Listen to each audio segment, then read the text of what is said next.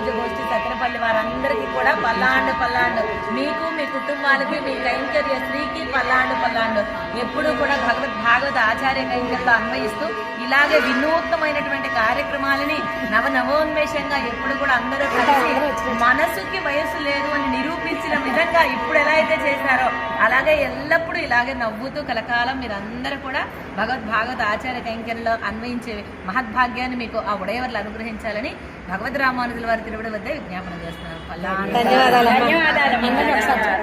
అస్మద్గురుభ్యో నమః. శ్రీమతే రామానుజాయ నమః.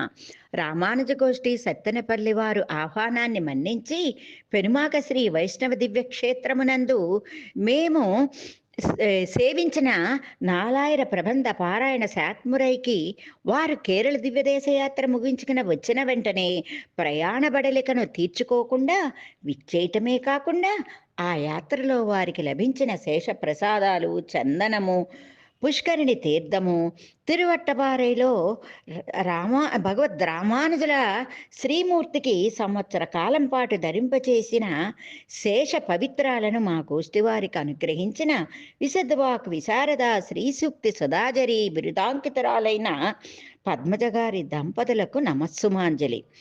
అంతేకాకుండా వారికి భాగవత సత్కారము చేసుకునే భాగ్యాన్ని మాకు కలిగజేసినందుకు అనేక ధన్యవాదాలు తెలుపుకుంటున్నది రామానుజ గోష్ఠి సత్తెనపల్లి.